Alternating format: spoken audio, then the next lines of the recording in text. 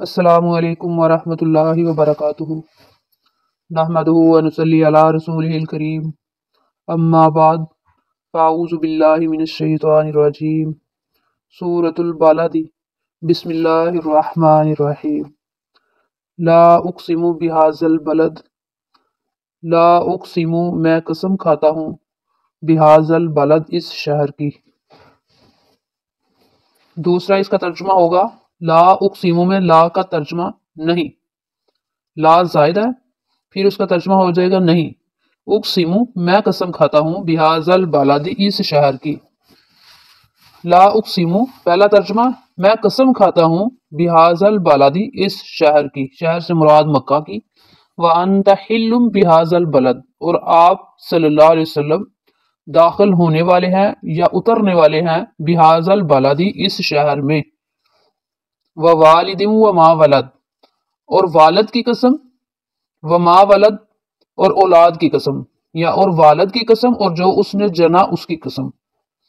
لقد خلقنا الانسان فی کبد، البتہ تحقیق، لقد البتہ تحقیق، خلقنا الانسان پیدا کیا ہم نے انسان کو، فی کبد محنت میں یا مشقت میں، فی میں۔ ایحسب کیا وہ گمان کرتا ہے، کیا، یا وہ، ایحسب کیا وہ گمان کرتا ہے، ان لن یقدر، ان یہ کہ، لن ہرگز نہیں، یقدر قادر، علیہ اس پر، احد کوئی ایک۔ ایحسب ان لن یقدر علیہ احد کیا وہ گمان کرتا ہے کہ اس پہ کوئی قادر نہیں ہے۔ یقول اہلکت مالا لبدا، یقول وہ کہتا ہے، اہلکت خرچ کر دیا میں نے، مالا لبدا مال تہ بتہ، یا دوسرا ترجمہ ہوگا ڈھیروں مال، مالا لبدا ڈھیروں مال، اہلکت خرچ کر دیا میں نے۔ ایحسب ان لم یرہ احد، ایحسب کیا وہ گمان کرتا ہے، ان یہ کہ، لم یرہ نہیں دیکھا اس کو، احد کسی ایک نے، کیا، یحسب یا وہ، حاسب کا معنی گمان ہوتا ہے، ایحسب کیا وہ گمان کرتا ہے، ان یہ کہ، لم نہیں، یرہ یرہ دیکھا، اس کو، احد کسی ایک نے۔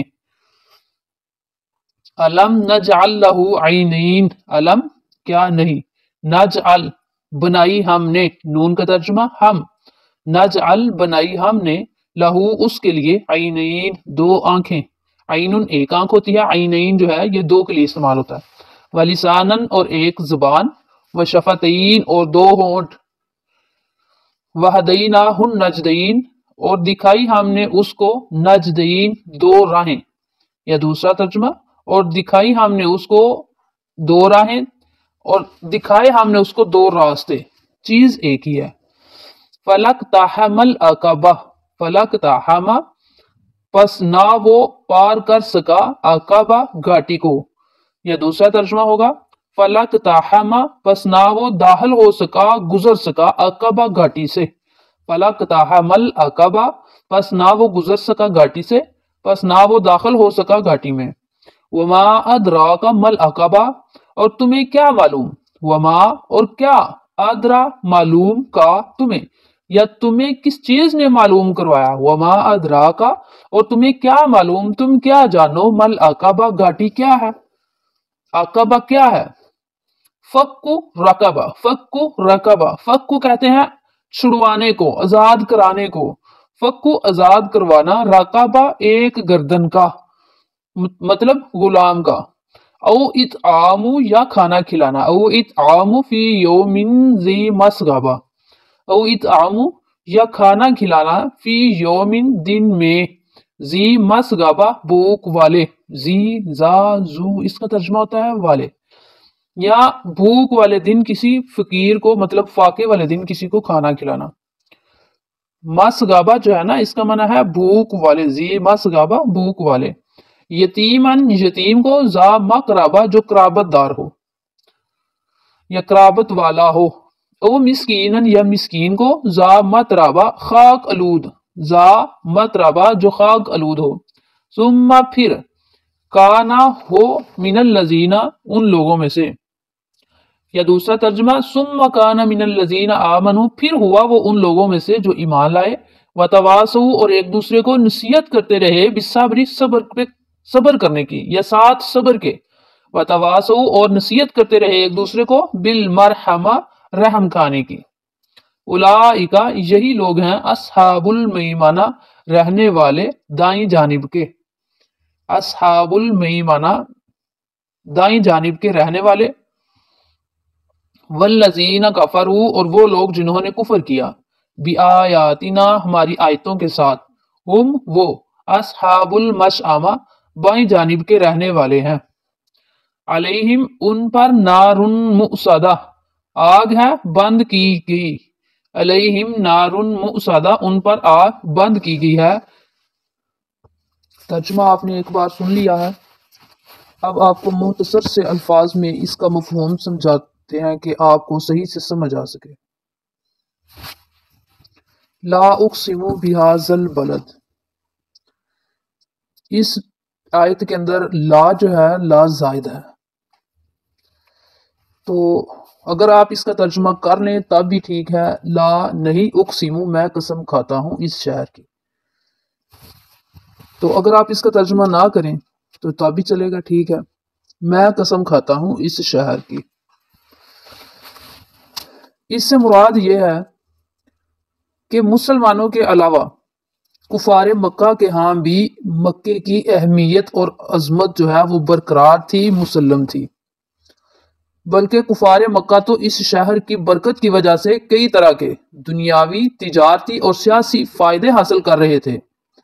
अरब भर में उनकी इज्जत और वकार और दौलत और शोहरत का सबब जो है वो एक काबा मतलब बैतुल्लाह ही था। ला उक़सिमु बिहाज़ल बलद, सिर्फ मुसलमान नहीं बल्कि कुफार मक्का भी इससे फायदे उठा रहे थे। वान हिल्लुम बिहाज़ल बलद, हिल्लुन जो है इसका माना बुनियादी है गिरा खोलना, हिल्लुन का माना है गिरा खोलना, और इसकी जिद है आकादा यानी गिरा लगाना।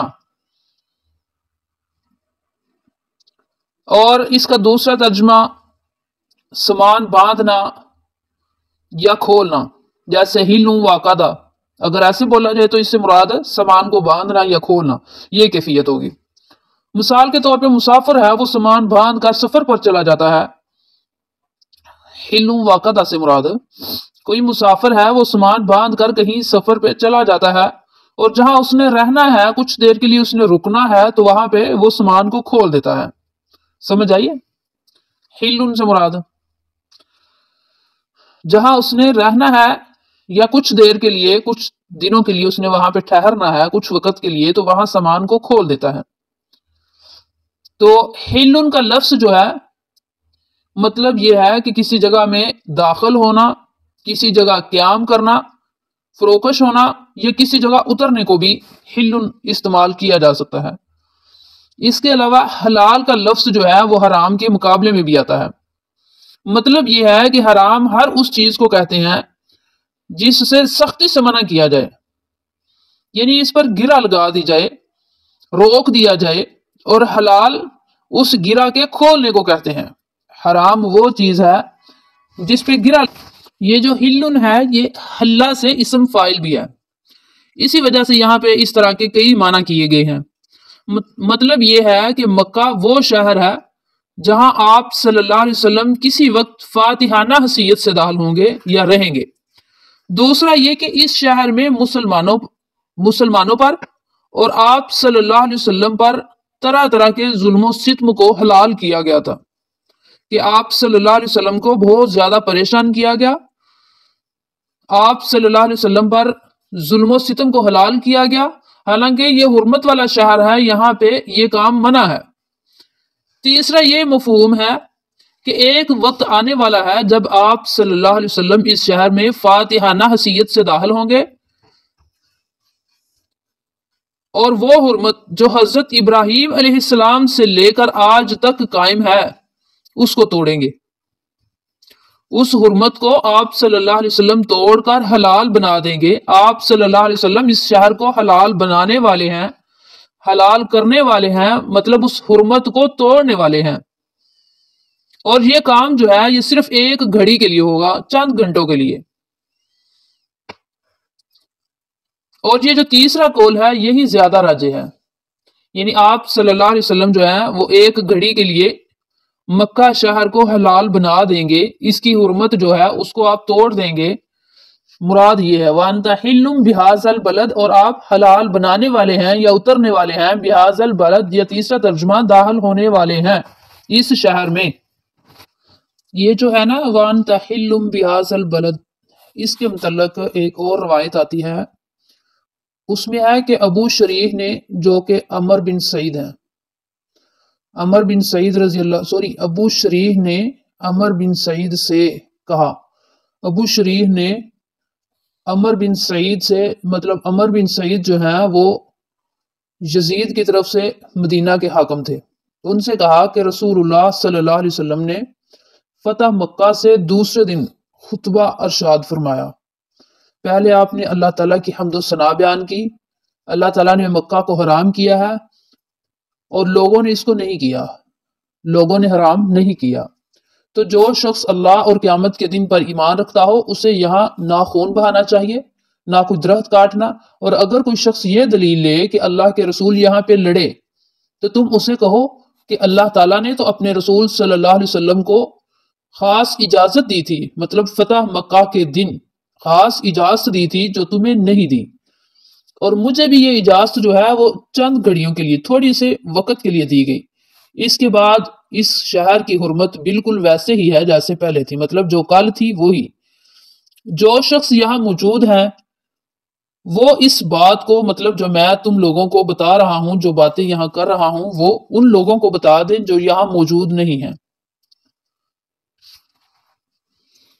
وَوَالِدٍ وَمَا وَلَدَ، اور والد کی اور جس چیز کو اس نے جنا، یعنی اولاد کی، باپ کی اور اولاد کی قسم۔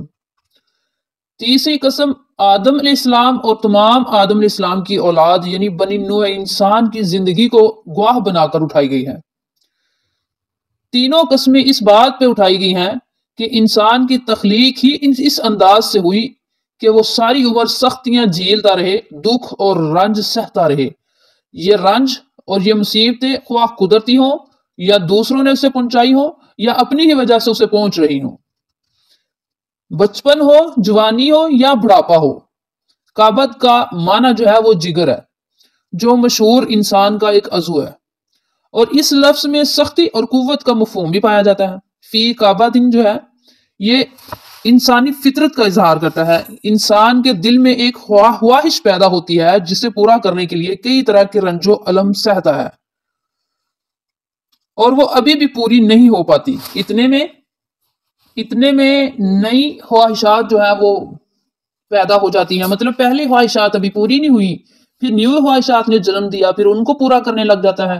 ایسے کرتے کرتے انسان کی عمر بیت جاتی ہے۔ وَوَالِدٍ وَمَا وَلَدَ لَقَدْ خَلَقْنَا الْإِنسَانَ فِي كَبَدٍ، چونکہ انسان کو مشقت میں پیدا کیا گیا ہے، محنت میں پیدا کیا گیا ہے، یہ محنت اور مشقت کرتے ہوئے اس کی پوری زندگی، پوری عمر بیت جاتی ہے، پھر اس پہ جو مصیبتیں اترتی ہیں یا اس کی اپنے ہاتھوں سے یا دوسروں کے ہاتھوں سے یا قدرتی آفات، مطلب اس کو مقابلہ ہر حالت میں کرنا ہے۔ اگر ایک شہر سے دوسرے شہر چلا جائے تب بھی اس کو ملے گی، ایک وطن چھوڑ کے دوسرے وطن، دوسرے ملک چلا جائے تب بھی ملے گی، جوانی ہے تب بھی وہ مصیبت آئے گی، بڑھاپا ہے تب بھی آئے گا۔ کیوں؟ ہر حال میں انسان پہ مصیبت، پریشانی تو آنے ہی والی ہے۔ کیسے؟ کیونکہ اللہ تعالیٰ نے قرآن کے اندر فرما دیا لَقَدْ خَلَقْنَا الْإِنسَانَ فِي كَبَدٍ، ہم نے انسان کو مشقت میں پیدا کیا، مطلب یہ ہے کہ ہم نے انسان کو سختیاں برداشت کرنے والا، سختیاں جھیلنے والا پیدا کیا، محنت میں پیدا کیا۔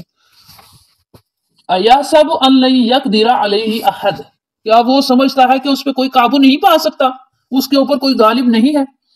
مطلب یہ ہے کہ انسان جن تکلیفوں میں زندگی گزارتا ہے ان میں سے اکثر تو ایسی ہوتی ہیں جو اس کے اپنے ہاتھوں کھلائی ہوئی ہوتی ہیں۔ مطلب یہ کہ انسان جو ہے اپنی خواہشات کو پورا کرنے کا جو اس کے اندر ہوتا ہے کہ میں اس کو پورا کروں، اپنی خواہشات کو پورا کرنے کی غرض سے کچھ غلط کام اور کچھ ناجائز قسم کے کام بھی وہ کر گزرتا ہے، جنہیں اپنی خواہشات کو پورا کرنے کے لیے وہ اپنے سر دھڑ کی بازی تک لگا دیتا ہے۔ تو پھر اس صورت میں اگر اس کو تکلیفیں برداشت کرنی پڑے یا اس صورت میں اگر اس کو دوسروں پہ بھی کئی بار زیادتیاں کرنی پڑیں تو وہ کر جاتا ہے۔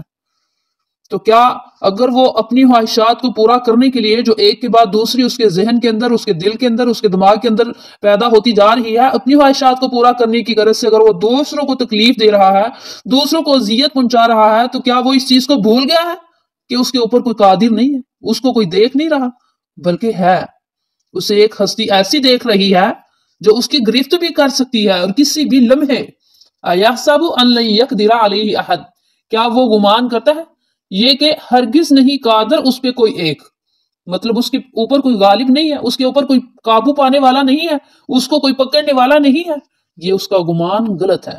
اپنی خواہشات کی تکمیل میں دوسروں کو اذیت دینا بہت ہی غلط چیز ہے۔ یقول اہلکت مالا لبدا، وہ کہتا ہے میں نے ڈھیروں مال خرچ کر دیا، کس چیز میں؟ اپنی نجائز خواہشات کی تکمیل میں، نجائز خواہشات کو پورا کرنے میں۔ وہ محض نمود و نمائش اور اپنی دل کو تسلی دینے کے لیے اپنے مال کو خرچ کر رہا ہے، اور پھر جتنا مال وہ خرچ کرتا ہے لوگوں کو دکھانے کے لیے، نمود و نمائش کے لیے، اپنے رشتہ داروں کو دکھانے کے لیے، اس سے کئی گنا اسے بڑھا چڑھا کر لوگوں کو بتاتا ہے میں نے اتنا مال خرچ کیا اپنے بیٹے کی شادی پہ، اپنی بیٹی کی سالگرہ پہ میں نے اتنا خرچہ کیا، فلاں رسم پوری کی تو میں نے اتنا خرچہ کیا۔ یہ رسمیں ہی پوری کرتے کرتے وہ مال اڑاتا جا رہا ہے، اور اللہ کے عذاب سے ڈرتا نہیں۔ کیوں نہیں ڈرتا؟ کیا اس کے اوپر کوئی ایک غالب نہیں ہے؟ کیا اس کے اوپر کوئی قادر نہیں ہے؟ لن یقدر علیہ احد سے مراد یقول اہلکت مالا لبدا، وہ جو ڈھیروں مال خرچ کر رہا ہے، جو رسمیں پوری کر رہا ہے، کیا ان رسموں کے علاوہ بھی کوئی ضروریات، کوئی چیزیں ایسی ہیں جو ان سے زیادہ ضروری ہیں، جو اس کو لازمی پوری کرنی چاہیے، جن پہ خرچ کرنا چاہیے اسے؟ اس کی طرف وہ دھیان نہیں دیتا۔ ایحسب ان لم یرہ احد، کیا وہ گمان کرتا ہے یہ کہ اس کو کوئی دیکھ ہی نہیں رہا؟ یعنی اس نے یہ مال جن ذرائع سے حاصل کیا، حلال طریقے سے یا حرام طریقے سے، اگر اس نے حرام طریقے سے یہ مال کمایا ہے تو حرام طریقے سے ہی وہ اس کو خرچ کر رہا ہے، فضول قسم کی، لغویات قسم کی ضروریات میں خرچ کر رہا ہے، اپنی خواہشات کی تکمیل میں خرچ کر رہا ہے جو کہ غیر ضروری ہیں، تو کیا اس کو اللہ کی ذات دیکھ نہیں رہی؟ اللہ سارا کچھ دیکھ رہا ہے۔ جس نیت سے مال خرچ ہو رہا ہے اللہ وہ بھی دیکھ رہا ہے، اللہ نیتوں کو جاننے والا ہے۔ کن ذرائع سے یہ مال کمایا گیا اللہ یہ بھی دیکھ رہا ہے۔ الم نجعل لہ عینین، کیا ہم نے اس کی آنکھیں دو نہیں بنائی؟ وَلِسَانًا وَشَفَتَيْن، ایک زبان اور دو ہونٹ اس کو عطا نہیں کیے؟ مطلب یہ ہے کہ قرآن میں اکثر مقامات پر اس انسان کو متنبع کیا جاتا ہے، خبردار کیا جاتا ہے کہ اس کی آنکھوں، اس کے کانوں یا اس کی سماعت کا ذکر آیا ہے۔ یہاں پہ مطلب جہاں بھی اس چیز کا ذکر آیا ہے، یا تو آنکھوں کے ساتھ کانوں کا، یا انسان کے کسی اور عضو کا، مطلب قوت گویائی کہہ لیں، زبان کا کہہ لیں، ہاتھوں کا کہہ لیں، مطلب یہ ہے کہ انسان کی جو آنکھیں، کان یا زبان، یہ گائے یا بھینس یا کسی بھی جانور جیسی نہیں ہے۔ انسان کی آنکھ، کان، زبان، ہاتھ یہ ایسے نہیں ہیں جیسے جانوروں کے ہوتے ہیں۔ جانوروں کو تو کسی چیز کی تمیز ہی نہیں اللہ تعالیٰ نے دی، اللہ تعالیٰ نے ان کے اندر وہ شعور ہی پیدا نہیں کیا، اللہ تعالیٰ نے ان کو عقل ہی نہیں دی۔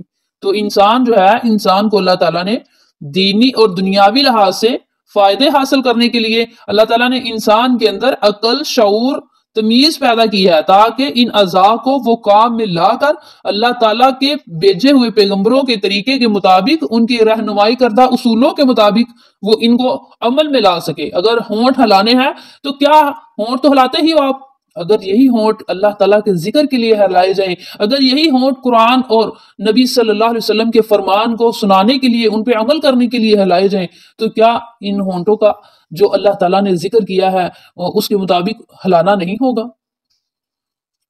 اس زبان کو اگر ہم اللہ تعالیٰ کے ذکر و اذکار کے لیے ہلائیں تو یہ بھی ویسے ہی ہے۔ مطلب اپنے حقیقی مالک کو پہچانے، جو عمل آپ کر رہے ہو، ان اعضاء کو جس کام میں استعمال میں لا رہے ہو، ذرا غور کرو، کیا اللہ تعالیٰ نے جو تمہیں تمیز دیا ہے، شعور دیا ہے، کیا نبی صلی اللہ علیہ وسلم کے فرمان کے مطابق عمل میں لا رہے ہو؟ جو کام اپنے ہونٹوں سے کروا رہے ہو، اپنی زبان سے، اپنے ہاتھوں سے، اپنے پاؤں سے، مطلب جسم کے ایک ایک عضو سے جو کام آپ لوگ کروا رہے ہیں، اس چیز کو غور میں لائیے کہ کیا ہم نبی صلی اللہ علیہ وسلم کے فرمان کے مطابق عمل کر رہے ہیں؟ وَهَدَيْنَاهُ النَّجْدَيْنِ، اور ہم نے دکھائی اس کو دو راہیں، دو راستے۔ مطلب یہ ہے کہ ہم نے انسان کے پیدا ہوتے ہی اس کی ماں کی چھاتی کی طرف بڑھنا اس کو سکھا دیا، اس کی رہنمائی کر دی تاکہ وہ نشوونما پائے۔ دوسرا اس کا مطلب یہ ہے کہ ہم نے اسے بھلائی اور برائی دونوں راستے بتا دیے. اسی کا نام قوت تمیز ہے اور اسی کو عقل کہتے ہیں. پھر اللہ تعالیٰ نے انبیاء بھیج کر کتابیں نازل فرمائی اور پھر ان دونوں راہوں کی اللہ تعالیٰ نے رہنمائی کر دی. وَهَدَيْنَاهُ النَّجْدَيْنِ دو راہیں. دو راہوں سے مراد ایک نیکی کی راہ ایک برائی کی راہ. دونوں راہیں اللہ تعالیٰ نے انسان کو دکھائی. تو پھر ان راہوں کو مزید کھول کے بیان کرنے کے لیے اللہ تعالیٰ نے اپنے پیغمبر بھیج دیے. فَلَاقْتَحَمَ الْعَقَبَةَ پس نہ وہ داخل ہو سکا گھاٹی میں یا نہ وہ پار کر سکا نہ وہ گزرنے کی ہمت کر سکا گھاٹی سے. اس کا مطلب مراد اس سے یہ ہے اقتحم جو لفظ ہے نا اقتحم اور اقبہ. اقتحم سے مراد یہ ہے کہ بغیر سوچے کسی معاملے میں داخل ہو جانا یا اپنے آپ کو کسی مشقت والے معاملے میں پھنسا دینا یا کسی مشکل کام میں جا گھسنا. اور آگے ہے عقبہ. عقبہ سے مراد یہ ہے کہ کسی پہاڑ یا گھاٹی یا کسی چوٹی پہ چڑھنے کے لیے دشوار گزار راستے کا اختیار کرنا جو پہاڑوں کے درمیان میں سے گزرتا ہو. اس لفظ سے صرف اوپر چڑھنے کا راستہ جو ہے وہی مراد لیا جائے گا، نیچے اترنے کا نہیں. وما ادراک ما العقبہ اور تمہیں کس چیز نے معلوم کروایا کہ عقبہ کیا ہے؟ یہ گھاٹی جو ہے گھاٹی سے مراد اصل میں اخلاقی بلندیاں ہیں، انسان کا اخلاق ہے. گھاٹی سے مراد اخلاق کی بلندیاں ہیں کہ ان اخلاقی بلندیوں پہ چڑھنے کے لیے دشوار گزار راستے سے گزرنا پڑتا ہے جو کہ اکثر انسان کی خواہشات کے خلاف ہوتا ہے، اس کی طبیعت کے خلاف ہوتا ہے یا ناگوار گزرتا ہے اس پہ. اخلاقی بلندیاں عقبہ سے مراد. فک الرقبہ گردن کو آزاد کرانا، اس سے مراد کسی غلام کو آزاد کرانا. او اطعام فی یوم ذی مسغبہ یا فاقے کے دن غریبوں کو کھانا کھلانا. جب فاقہ پڑا ہوا ہو کیا تو لوگ بھوک سے مر رہے ہوں تو اپنی خواہشات کی تکمیل کی بجائے ان غریبوں کو ان بھوک میں تڑپنے والوں کو کھانا کھلائیں، غلام کو آزاد کرا دیں، اس کی مکاتبت میں اس کے جو لکھت ہے اس میں اس کا ساتھ دیں، اس کو کچھ پیسے دیں. یتیما ذا مقربہ یتیم جو کہ قرابت دار ہے رشتہ دار ہے اس کی مدد کریں. جو آپ فضول خرچیوں کے اندر اپنے پیسے کو اڑا رہے ہیں اور پھر بڑھا چڑھا کے بتا رہے ہیں آپ ان کاموں میں لگائیں وہ. او مسکینا ذا متربہ یا مسکین جو کہ خاک آلودہ ہے، کھانے پینے کے لیے کچھ نہیں، پہننے کے لیے کچھ نہیں، رہنے کے لیے کوئی مکان تک نہیں ہے. تو او مسکینا ذا متربہ جو ہے نا اس سے مراد یہ ہے کہ اس گھاٹی پر چڑھنا مطلب اس گھاٹی پر چڑھنا جو ہے یہاں اس کا مطلب یہ ہے کہ یہاں تین جو ہے نا صفات چار صفات یہاں پہ بیان کی گئی ہیں. مطلب یہ ہے کہ انسان جب اللہ تعالیٰ کی راہ میں مال خرچ کرنے لگتا ہے تو انسان کو یہ بھی بہت مشکل گزرتا ہے، اس کی طبیعت کے لیے ناگوار ہے. مثال کے طور پہ اب ایک اوپر ذکر ہوا ہے ایک آدمی کا جو اپنی نمود و نمائش کے لیے، شہرت کے لیے اور شہی بکھیرنے کے لیے مال خرچ کرتا ہے، پھر لوگوں کو بڑھا چڑھا کر بتاتا ہے کہ میں نے اتنا مال فلاں فلاں کام میں خرچ کر دیا. تو اگر مال خرچ کرنا ہی ہے تو اس سے بہتر یہ ہے کہ وہ مال خرچ کر کے کسی غلام کو آزاد کر دے، اس کی مکاتبت میں اس کی مدد کر دے. قحط زدہ دنوں کے اندر قحط کے دنوں میں ان لوگوں کو غلہ مہیا کر دے جنہوں نے کھایا کچھ نہیں. یتیموں کی پرورش میں وہ مال لگایا جائے.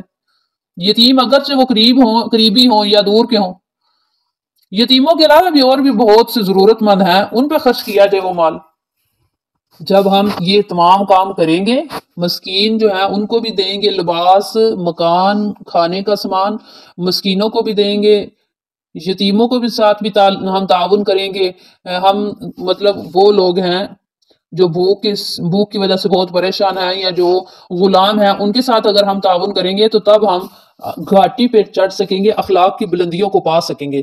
ثم کان من الذین آمنوا وتواصوا بالصبر پھر وہ لوگ جو ایمان لائے ایک دوسرے کو صبر کی تلقین کرتے رہے اور ایک دوسرے کو رحم کھانے کی بھی تلقین کرتے رہے. ثم کان من الذین آمنوا پھر جو لوگ اللہ پر آخرت پر ایمان رکھتے ہیں، وتواصوا بالصبر پھر وہ اکٹھے مل جل کر جماعت کی طرح رہتے ہیں کہ ایک دوسرے کو نصیحت کرتے رہتے ہیں صبر کرنے کی. کس چیز میں؟ اگر دین کے کام کرنے میں ایک کو تکلیف پہنچتی ہے یا کسی قسم کا کوئی مسئلہ بن جاتا ہے تو وہ ایک دوسرے کو تلقین کرتے ہیں صبر کرنے کی اور ایک دوسرے کو تلقین کرتے ہیں دوسروں پہ رحم کرنے کی، ایک جماعت کی طرح رہتے ہیں۔ اصل زندگی جو ہے وہ جماعت کی طرح کی زندگی ہے، اکٹھے رہنے میں ہی برکت ہے۔ وَتَوَاصَوْا بِالْمَرْحَمَةِ، ایک حدیث میں یہ بھی ہے کہ نبی صلی اللہ علیہ وسلم نے فرمایا چھوٹوں پہ رحم کرو، بڑوں سے پیار، مطلب بڑے جو ہیں ان کا ادب کرو اور چھوٹوں پہ رحم کرو۔ تو رحم کرنا چاہیے ساتھیوں پہ، اگر کسی سے کوئی غلطی ہو جائے تو اس کو بھی معاف کر دینا چاہیے، کیونکہ ایک حدیث میں یہ بھی الفاظ آتے ہیں کہ جو شخص دوسروں پہ رحم نہیں کرتا اس پہ اللہ کی طرف سے بھی رحم نہیں کیا جاتا۔ اولئک اصحاب المیمنہ، یہی لوگ ہیں دائیں جانب کے رہنے والے۔ اس سے مراد یہ ہے کہ ایسے لوگ جن کے اندر یہ تمام صفات پائی جاتی ہیں وہ خوش نصیب ہیں، جنہیں عرش عظیم کی دائیں جانب ان کو جگہ ملے گی۔ مطلب یہ ہے کہ ان کا اعمال نامہ ان کو دائیں ہاتھ میں دیا جائے گا۔ والذین کفروا بآیاتنا ہم اصحاب المشأمہ، ایسے لوگ جو ان سے انکاری ہیں، ان آیات پہ عمل نہیں کرتے، وہ ان کا اعمال نامہ ان کو بائیں ہاتھ میں دیا جائے گا، یا وہ عرش عظیم کے بائیں جانب ہوں گے، ان کا اعمال نامہ بھی ان کو بائیں ہاتھ میں دیا جائے گا۔ علیہم نار موصدہ، ان کے اوپر آگ بند کر دی جائے گی، روک دی جائے گی۔ مطلب جو لوگ اللہ اور آخرت کے دن پر اور اس کی آیات پر ایمان نہیں رکھتے، ان کا انکار کرتے ہیں، ایسے لوگوں کو ان کا اعمال نامہ بائیں ہاتھ میں دیا جائے گا یا ان کے ہاتھ کے پیچھے سے دیا جائے گا، پھر انہیں زنجیروں کے اندر بند کر دیا جائے گا، پھر جہنم میں پھینک دیا جائے گا، ایسی جہنم جس کے تمام دروازے بند کر دیے گئے ہوں گے۔ علیہم نار موصدہ، اللہ مجھے اور آپ سب کو عمل کرنے والا بنائے۔ السلام علیکم ورحمۃ اللہ وبرکاتہ۔